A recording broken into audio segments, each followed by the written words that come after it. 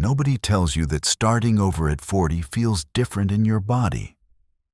Not emotionally, physically. When I was younger and everything fell apart, I bounced back without thinking. I didn't know enough yet to be scared of the ground. Now I know exactly how hard the ground is, and I still jumped. And my legs haven't stopped shaking since. It's been 11 months. New country, new language, new everything.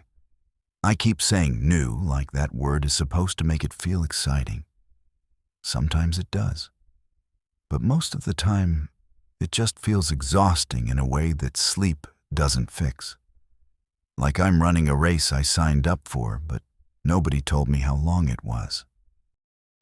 I have this ritual every morning. I make coffee, real coffee, the kind that takes time.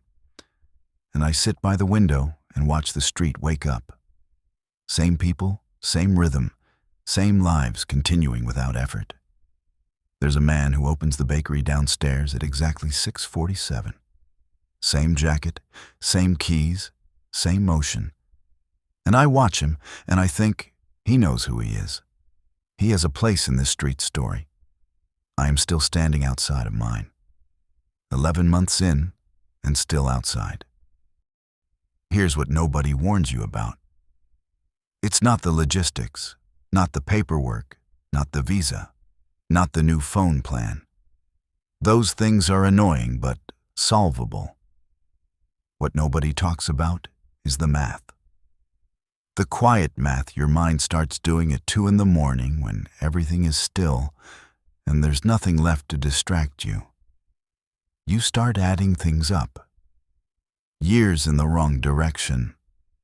Years somewhere comfortable but not right. Years of telling yourself next year, next year, next year. Until suddenly there are fewer years ahead than behind. And once you see that, you cannot unsee it. I'm not depressed. I need to say that. To myself more than anyone. I get up, I work, I go outside, I function. But there's this low hum underneath everything. This question that follows me from room to room. What if I left too late? Not too late to leave. Too late to actually become someone different on the other side of leaving. My friend called last month. When I say home, I mean the place I'm from, not the place I belong. I haven't figured that out yet. She stayed.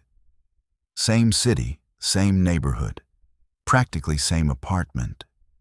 She called to say she got a promotion, and she sounded genuinely happy. Not performing happy, not convincing herself, just quietly, solidly okay, in a way that stopped me cold. Because I always told myself that staying was the slow version of giving up. That leaving was the brave choice. The right choice. And here she was, completely alive, completely rooted, completely fine.